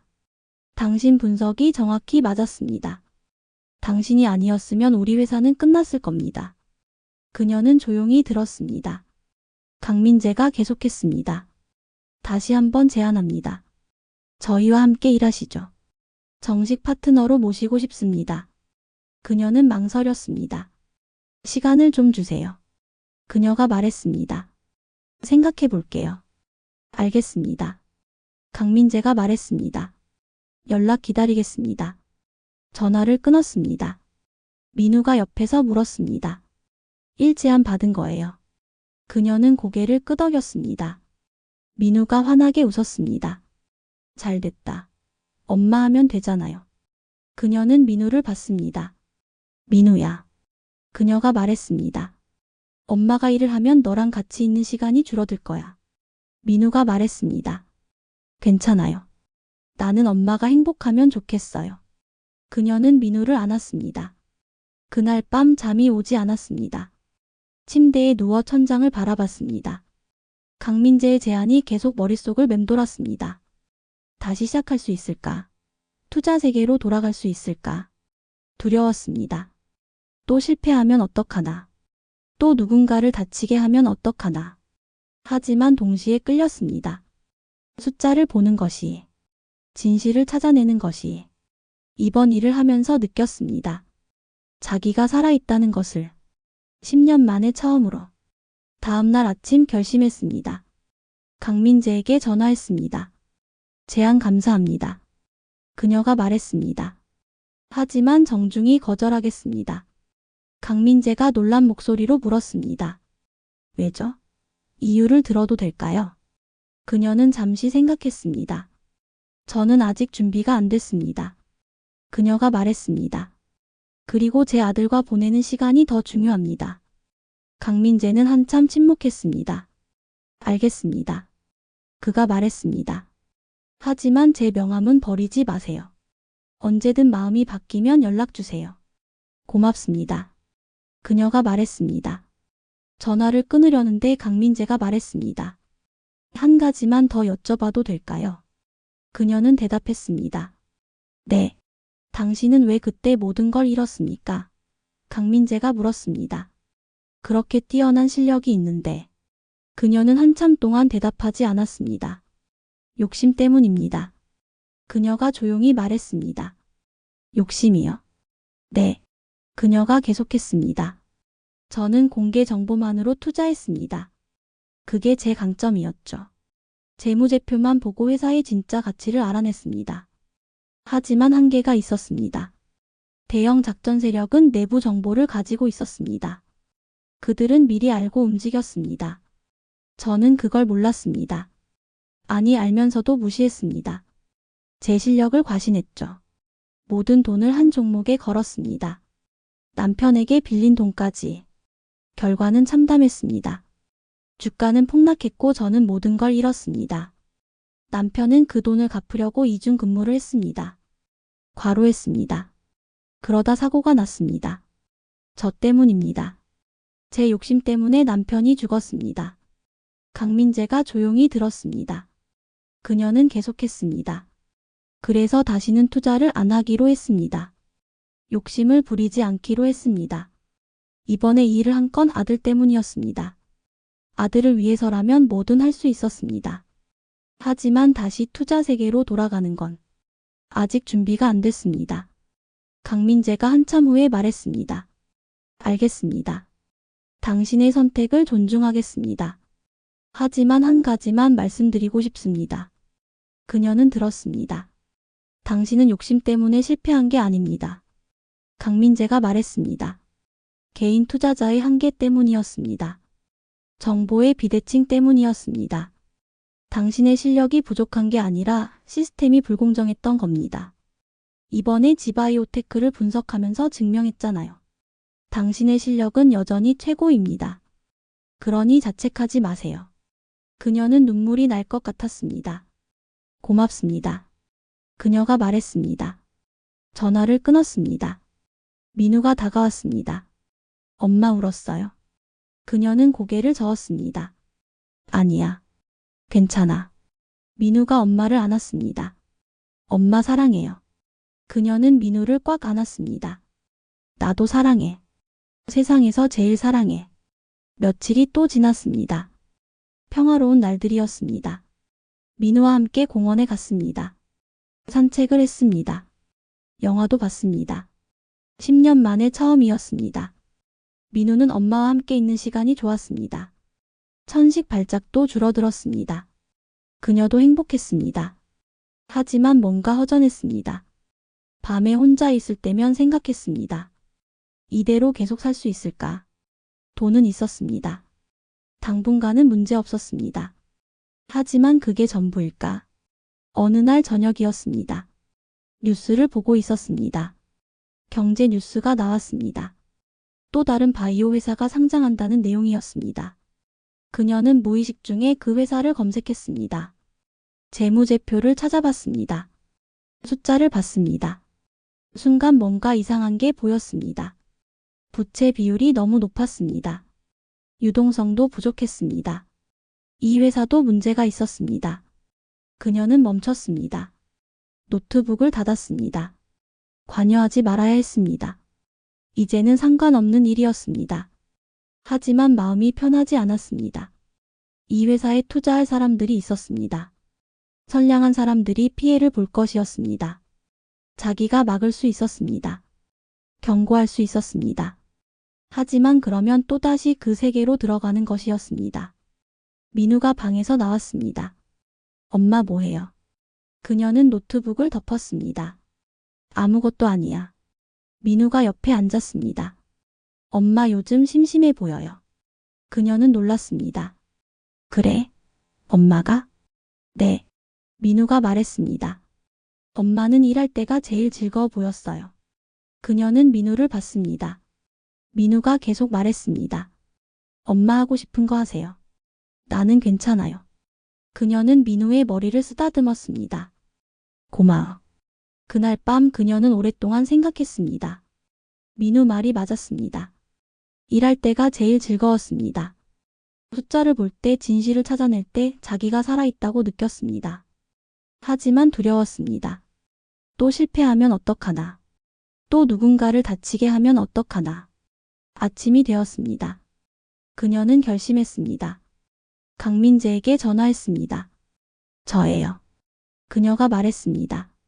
강민재가 반가운 목소리로 대답했습니다. 마음이 바뀌셨습니까? 그녀는 심호흡을 했습니다. 네. 그녀가 말했습니다. 하지만 조건이 있습니다. 말씀하세요. 하루 4시간만 일하겠습니다. 그녀가 말했습니다. 아들과 보내는 시간이 더 중요하니까요. 강민재가 웃으며 말했습니다. 당연하죠. 당신은 그럴 자격이 있습니다. 그리고 한 가지 더. 그녀가 말했습니다. 네. 저는 돈을 위해 일하는 게 아닙니다. 그녀가 말했습니다. 사람들을 보호하기 위해 일하는 겁니다. 사기를 막기 위해서요. 강민재가 말했습니다. 완벽합니다. 그게 바로 우리가 원하는 겁니다. 그녀는 전화를 끊었습니다. 민우가 달려왔습니다. 엄마 일하기로 했어요. 그녀는 고개를 끄덕였습니다. 민우가 환호했습니다. 잘 됐다. 그녀는 민우를 안았습니다. 고마워. 엄마를 믿어줘서. 민우가 말했습니다. 엄마는 할 수 있어요. 나는 알아요. 그녀는 웃었습니다. 10년 만에 처음으로 미래가 보였습니다. 두렵지만 설레었습니다. 새로운 시작이었습니다. 챕터 7. 한 달이 지났습니다. 그녀는 KM 파트너스에서 일을 시작했습니다. 정식 파트너였습니다. 하루 4시간만 일했습니다. 오전 10시부터 오후 2시까지. 민우를 학교에 보내고 출근했습니다. 오후 2시에 퇴근해서 민우가 학교에서 돌아올 때 집에 있었습니다. 완벽한 균형이었습니다. 일은 즐거웠습니다. 여러 기업을 분석했습니다. 인수 대상 기업들의 재무제표를 검토했습니다. 문제가 있는 회사를 걸러냈습니다. 강민재와 팀원들은 그녀를 존중했습니다. 김성준 이사도 이제는 다른 태도였습니다. 실력을 인정받았습니다. 어느 금요일 오후였습니다. 퇴근 준비를 하고 있었습니다. 휴대폰이 울렸습니다. 모르는 번호였습니다. 여보세요. 전화기 너머로 익숙한 목소리가 들렸습니다. 저 편의점 사장입니다. 그녀는 깜짝 놀랐습니다. 편의점 사장이었습니다. 네. 무슨 일이세요? 사장의 목소리가 떨렸습니다. 죄송한데 혹시 시간 되시면 만나 뵐 수 있을까요? 그녀는 망설였습니다. 하지만 거절할 수 없었습니다. 네. 언제 어디서 뵐까요? 오늘 저녁 6시에 편의점 근처 카페에서 뵙겠습니다. 그녀는 집에 돌아가 민우에게 말했습니다. 잠깐 만나야 할 사람이 있다고. 저녁은 조금 늦을 거라고. 민우는 알겠다고 했습니다. 저녁 6시 약속 장소에 도착했습니다.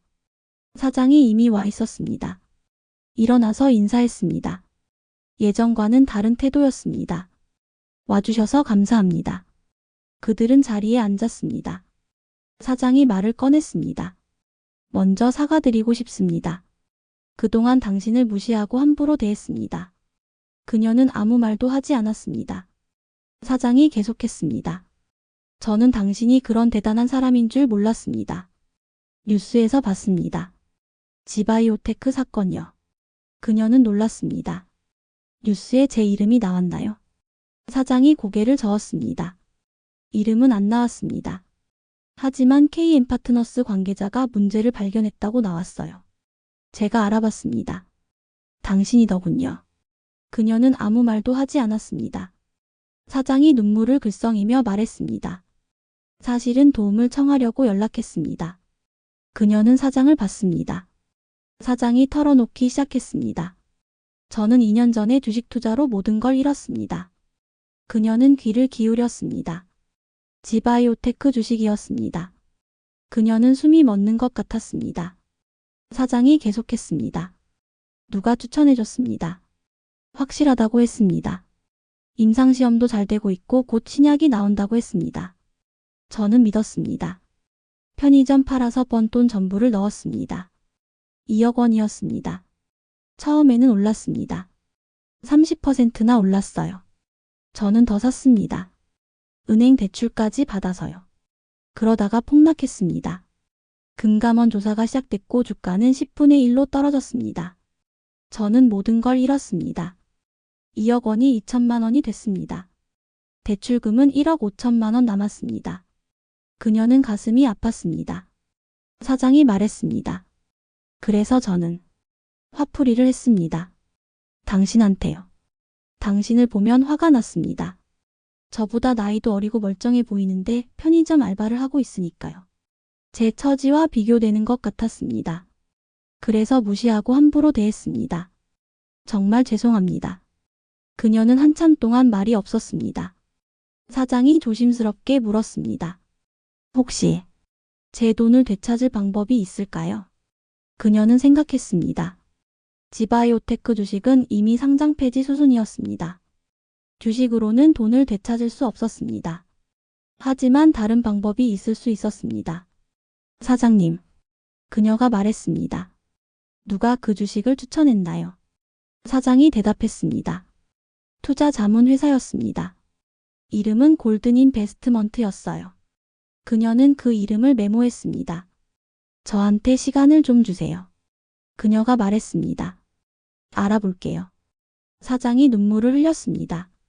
정말요? 도와주실 건가요? 그녀는 고개를 끄덕였습니다. 네, 최선을 다해볼게요.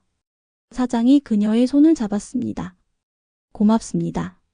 정말 고맙습니다. 그날 밤 집에 돌아와 노트북을 켰습니다. 골든 인베스트먼트를 검색했습니다. 회사 홈페이지가 나왔습니다. 깔끔하게 만들어져 있었습니다. 전문적으로 보였습니다. 하지만 뭔가 이상했습니다. 회사 소개를 봤습니다. 설립 3년 차. 직원 수 10명. 하지만 사무실 주소가 애매했습니다. 대표 이름을 검색했습니다. 여러 기사가 나왔습니다. 하지만 모두 광고성 기사였습니다. 더 깊이 파고들었습니다. 금융감독원 사이트에 들어갔습니다. 투자자문업 등록 여부를 확인했습니다. 등록은 되어 있었습니다. 하지만 과거 처벌 기록도 있었습니다. 1년 전 과징금 처분을 받았습니다. 거짓 정보 제공 혐의였습니다. 그녀는 더 조사했습니다. 이 회사의 추천 종목들을 찾아봤습니다. 온라인 커뮤니티에 후기들이 있었습니다. 대부분 손실을 봤다는 내용이었습니다. 처음에는 오르다가 나중에 폭락했다고 했습니다. 패턴이 보였습니다. 이 회사는 작전주를 추천하고 있었습니다. 세력이 주가를 끌어올리면 추천하고 개인 투자자들이 사면 세력은 빠져나가는 방식이었습니다. 전형적인 투자 사기였습니다. 그녀는 증거를 모았습니다. 추천 종목 리스트, 주가 변동 패턴, 피해자 후기들. 월요일 아침 출근해서 강민재를 찾아갔습니다. 시간 좀 내주실 수 있을까요? 강민재가 고개를 끄덕였습니다. 그녀는 조사한 내용을 설명했습니다. 강민재가 들으며 고개를 끄덕였습니다. 전형적인 리딩방 사기네요. 그가 말했습니다. 그녀가 물었습니다. 피해자들이 돈을 되찾을 방법이 있을까요? 강민재가 생각했습니다. 소송을 걸 수 있습니다. 하지만 개인이 하기엔 어렵죠. 그녀가 말했습니다. 회사에서 도와줄 수 있을까요? 법무팀이 있잖아요. 강민재가 물었습니다. 왜 이렇게까지 하시려고요? 그녀는 잠시 망설이다가 말했습니다. 편의점 사장님이 피해자 중 한 명입니다. 저한테 도움을 청했어요. 그리고 그녀가 계속했습니다. 저도 과거에 비슷한 일을 당했습니다. 작전 세력한테 당해서 모든 걸 잃었죠. 그때 아무도 도와주지 않았습니다. 개인 투자자는 항상 손해를 보게 되어 있었어요. 이번에는 제가 도와주고 싶습니다. 강민재가 미소 지었습니다. 좋습니다. 우리 법무팀을 투입하겠습니다. 집단 소송을 준비하죠. 그녀는 고개를 숙였습니다. 감사합니다. 다음 주 법무팀과 함께 움직이기 시작했습니다. 피해자들을 찾았습니다. 온라인 커뮤니티에 공지를 올렸습니다. 골든 인베스트먼트 피해자 모집이라고. 생각보다 많은 사람들이 연락해왔습니다. 100명이 넘었습니다. 피해액은 총 30억 원이 넘었습니다. 그녀는 편의점 사장을 다시 만났습니다. 사장님, 그녀가 말했습니다. 집단 소송을 준비하고 있습니다. 참여하시겠어요? 사장이 눈을 빛냈습니다. 정말요? 그렇게 해주시는 건가요? 그녀는 고개를 끄덕였습니다. 네, 저희 회사 법무팀이 도와줄 겁니다. 비용은 걱정 안 하셔도 됩니다. 사장이 울먹였습니다. 고맙습니다. 정말 고맙습니다. 그녀는 말했습니다. 사장님께 사과받고 싶은 건 하나도 없습니다. 그동안 저한테 하신 말들도 이해합니다. 사장님도 힘드셨을 거예요. 억울하고 화나셨을 거예요. 그녀가 계속했습니다. 사실 남편 이야기를 해드리고 싶어요. 사장이 조용히 들었습니다. 제 남편도 비슷한 일이 있었습니다. 그녀가 말했습니다. 제가 투자로 돈을 잃었을 때 남편에게 돈을 빌렸어요. 남편은 주변 사람들한테까지 돈을 빌렸습니다. 그 중에 사장님도 계셨어요. 사장이 놀랐습니다. 네? 남편이 사장님한테 500만 원을 빌렸습니다. 그녀가 말했습니다. 그리고 갚지 못하고 세상을 떠났어요. 사장이 얼굴이 창백해졌습니다. 설마, 당신 남편이. 그녀는 고개를 끄덕였습니다. 네. 교통사고로 돌아가신 그 사람이 제 남편입니다. 사장이 손으로 입을 가렸습니다. 그래서 사장님이 저한테 차갑게 대하신 것도 이해합니다. 그녀가 말했습니다. 남편이 빌린 돈을 못 갚고 돌아가셨으니까요. 저한테 화가 나셨을 거예요. 사장이 눈물을 흘렸습니다. 미안합니다. 정말 미안합니다. 저는 몰랐습니다. 당신이 그렇게 힘든 상황인 줄. 그녀가 말했습니다. 이번에 소송에서 돈을 찾으시면 그중 500만 원을 제가 드릴게요. 남편이 빌린 돈입니다. 갚아야죠. 사장이 고개를 저었습니다. 아닙니다. 받을 수 없습니다. 그녀가 말했습니다. 받으셔야 합니다. 빚은 갚아야 해요. 그래야 저도 마음이 편합니다. 사장이 그녀를 꽉 안았습니다. 고맙습니다. 정말 고맙습니다. 두 사람은 한참을 그렇게 있었습니다. 3개월이 지났습니다. 소송이 진행되었습니다. 증거는 충분했습니다. 골든 인베스트먼트는 거짓 정보를 제공하고 작전주를 추천한 혐의가 명확했습니다. 법원은 피해자들의 손을 들어줬습니다. 골든 인베스트먼트는 피해액의 70%를 배상하라는 판결이 났습니다. 완전히 다 돌려받지는 못했지만 상당 부분 회복할 수 있었습니다. 사장은 1억 4천만 원을 돌려받았습니다. 원금 2억 원의 70%였습니다. 그녀는 약속대로 500만 원을 받았습니다. 하지만 사장에게 돌려주지 않았습니다. 대신 민우와 함께 남편의 묘를 찾아갔습니다. 묘 앞에 꽃을 놓았습니다. 500만 원을 태웠습니다. 여보. 그녀가 말했습니다. 빚 다 갚았어요. 이제 진짜 자유예요. 민우가 옆에서 말했습니다. 아빠 엄마가 정말 멋있어요. 나도 엄마처럼 살고 싶어요. 그녀는 민우의 손을 잡았습니다. 하늘을 봤습니다. 햇살이 따뜻했습니다. 10년 만에 처음으로 진짜 평화를 느꼈습니다. 복수가 아니었습니다. 용서였습니다. 사장과도 화해했습니다. 빚도 갚았습니다. 이제 진짜 새 출발이었습니다. 챕터 8. 1년이 흘렀습니다. 그녀는 여전히 KM 파트너스에서 일했습니다. 하루 4시간 일주일에 닷새. 완벽한 균형이었습니다. 여러 기업을 분석했습니다. 문제가 있는 회사들을 걸러냈습니다. 수많은 투자자들을 보호했습니다. 강민재는 그녀를 신뢰했습니다. 중요한 결정은 항상 그녀에게 물었습니다. 김성준 이사와 박지영 차장도 이제는 그녀를 존경했습니다. 어느 토요일 아침이었습니다. 민우가 학교 수학 경시대회에 나갔습니다. 그녀는 관객석에 앉아 있었습니다. 대회가 시작되었습니다. 어려운 문제들이 나왔습니다. 민우는 침착하게 풀어나갔습니다. 연필을 쥔 손이 빠르게 움직였습니다. 그녀는 민우를 보며 미소 지었습니다. 자기를 닮았습니다. 숫자를 좋아했습니다. 대회가 끝났습니다. 결과 발표까지는 20분이 걸렸습니다. 그녀는 민우에게 다가갔습니다.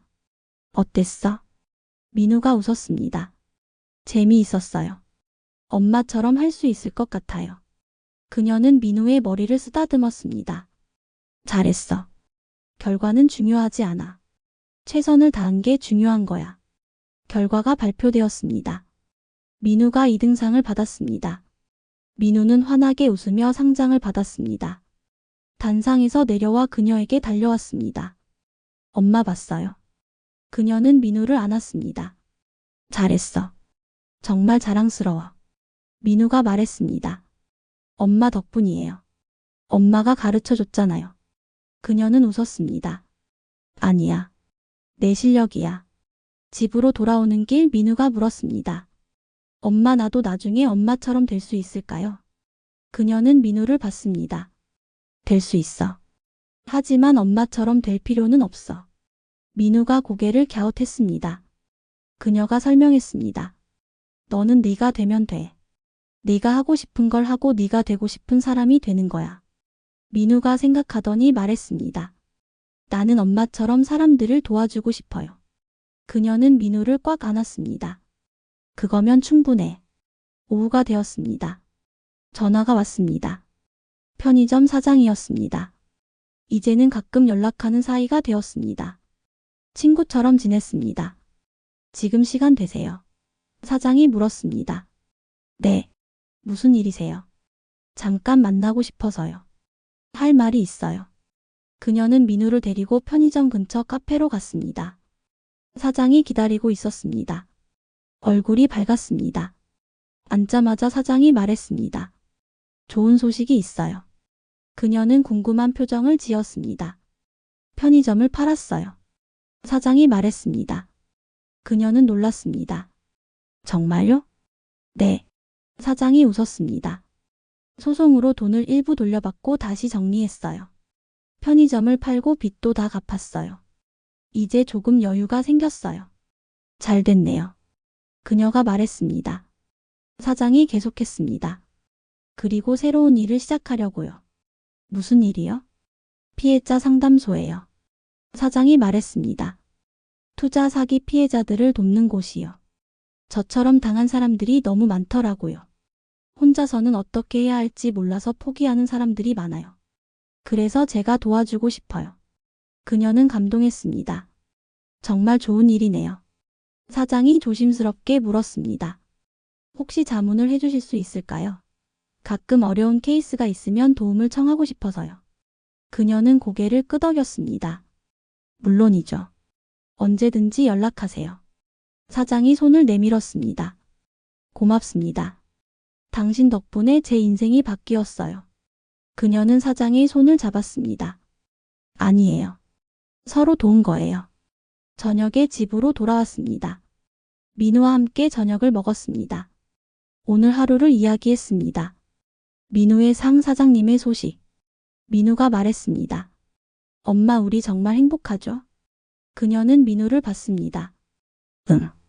정말 행복해. 민우가 물었습니다. 아빠도 행복할까요? 그녀는 잠시 생각했습니다. 그럼. 아빠도 행복하실 거야. 우리를 보고 계실 거야. 민우가 웃었습니다. 밤이 되었습니다. 민우를 재우고 거실로 나왔습니다. 창문을 열었습니다. 시원한 바람이 들어왔습니다. 별이 보였습니다. 1년 전 이맘때를 떠올렸습니다. 가스가 끊기고 전기요금 독촉장을 받던 때, 아들의 돌반지를 팔려고 금은방 앞에 섰던 때, 그때 검은 양복의 남자가 나타났습니다. 강민재였습니다. 모든 게 그때부터 바뀌었습니다. 아니, 정확히는 자기가 바뀌었습니다. 두려움을 극복했습니다. 과거를 용서했습니다. 자기 자신도 용서했습니다. 이제는 알았습니다. 진짜 부자가 뭔지. 돈이 많은 게 부자가 아니었습니다. 나눌 수 있는 게 부자였습니다. 도울 수 있는 게 부자였습니다. 자기는 이제 부자였습니다. 돈도 생겼습니다. 하지만 더 중요한 게 생겼습니다. 마음의 평화, 민우와의 시간, 누군가를 도울 수 있는 능력. 그녀는 미소 지었습니다. 휴대폰을 꺼냈습니다. 사진첩을 열었습니다. 남편과 찍은 사진이 있었습니다. 민우가 갓 태어났을 때 사진이었습니다. 새 가족이 행복하게 웃고 있었습니다. 여보. 그녀가 속삭였습니다. 우리 이제 괜찮아요.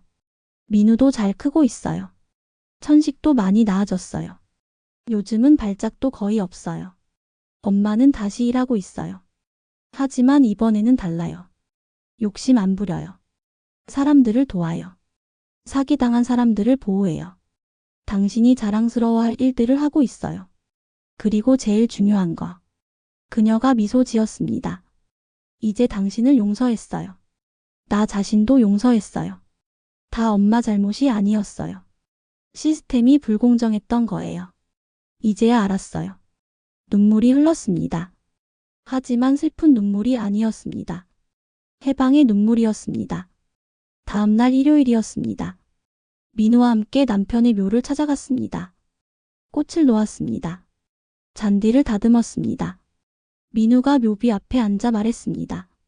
아빠, 나 오늘 상 받았어요. 수학 경시대회에서 2등 했어요. 엄마가 가르쳐 줬어요. 엄마는 수학 천재예요. 나도 엄마처럼 될 거예요. 아니, 엄마 말대로 나는 나로 살 거예요. 하지만 엄마처럼 착한 사람은 되고 싶어요. 그녀는 민우를 보며 웃었습니다. 민우가 계속 말했습니다. 아빠, 엄마가 요즘 정말 행복해 보여요. 웃을 때가 많아졌어요. 나도 행복해요. 우리 잘 살고 있어요. 아빠도 행복하죠? 그녀는 묘비에 손을 얹었습니다. 여보, 고마워요. 그녀가 말했습니다. 당신이 있었기에 민우가 있어요. 민우가 있기에 제가 다시 일어설 수 있었어요. 이제 진짜 새 출발이에요. 바람이 불었습니다. 따뜻한 바람이었습니다. 마치 남편이 대답하는 것 같았습니다. 잘했어. 고생했어. 이제 행복하게 살아. 그들은 한참을 그곳에 있었습니다. 돌아오는 길 민우가 물었습니다.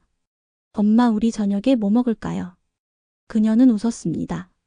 내가 먹고 싶은 거 먹자. 민우가 말했습니다. 엄마가 만든 음식이 제일 맛있어요.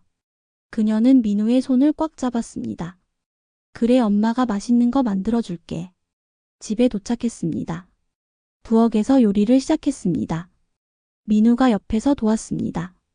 민우가 물었습니다. 엄마 행복해요? 그녀는 민우를 봤습니다. 응. 정말 행복해. 민우가 말했습니다. 나도 행복해요. 엄마랑 같이 있으면. 그녀는 민우를 안았습니다. 고마워. 엄마가 힘들 때 지켜줘서. 민우가 말했습니다. 엄마, 나한테 고마워하지 마요. 엄마는 나한테 더 많이 해줬잖아요. 그녀는 웃으며 눈물을 닦았습니다. 저녁을 먹으며 민우가 말했습니다. 엄마, 나 커서 꼭 엄마처럼 살 거예요. 사람들 도와주는 사람 될 거예요. 그녀는 고개를 끄덕였습니다. 그래.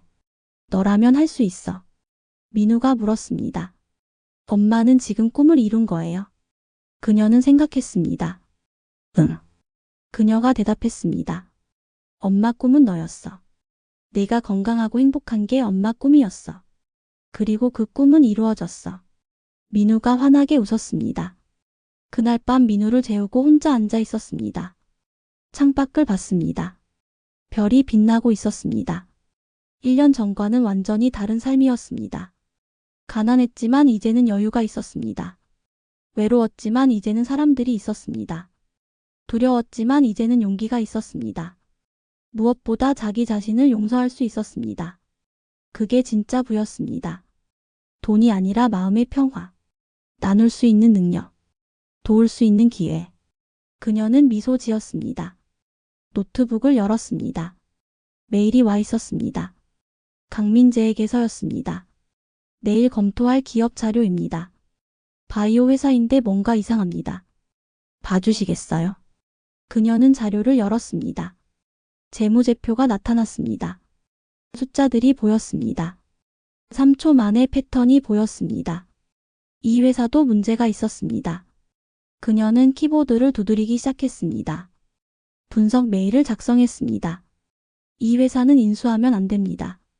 재무제표에 문제가 있습니다. 상세한 분석은 내일 아침 회의에서 말씀드리겠습니다. 메일을 보냈습니다. 노트북을 닫았습니다. 민우 방으로 갔습니다. 문을 살짝 열었습니다. 민우가 평화롭게 자고 있었습니다. 작은 가슴이 규칙적으로 오르락 내리락 했습니다. 숨소리가 고요했습니다. 천식 발작도 없었습니다. 그녀는 민우 이마에 키스했습니다. 사랑해. 그녀가 속삭였습니다. 자기 방으로 돌아왔습니다. 침대에 누웠습니다. 천장을 봤습니다. 10년 전 이맘때를 생각했습니다. 모든 걸 잃고 절망했던 때. 남편을 잃고 무너졌던 때. 하지만 이제는 달랐습니다. 다시 일어섰습니다. 새로 시작했습니다. 그리고 가장 중요한 것을 깨달았습니다. 진짜 부자는 돈이 많은 사람이 아니라 나눌 수 있는 사람이라는 것을, 도움을 줄 수 있는 사람이라는 것을, 용서할 수 있는 사람이라는 것을. 그녀는 미소 지으며 눈을 감았습니다. 내일도 좋은 하루가 될 것이었습니다. 민우와 함께 아침을 먹을 것입니다. 학교에 보낼 것입니다. 출근해서 사람들을 도울 것입니다. 저녁에는 민우와 저녁을 먹을 것입니다. 평범하지만 행복한 하루였습니다. 그게 진짜 부였습니다. 10년 전 고스트는 죽었습니다. 하지만 새로운 사람이 태어났습니다. 편의점 알바에서 다시 일어선 사람. 돌반지를 팔지 않고 지킨 사람. 아들을 위해 다시 용기를 낸 사람. 그리고 이제는 다른 사람들을 도울 수 있는 사람. 그게 바로 그녀였습니다. 진짜 부자였습니다.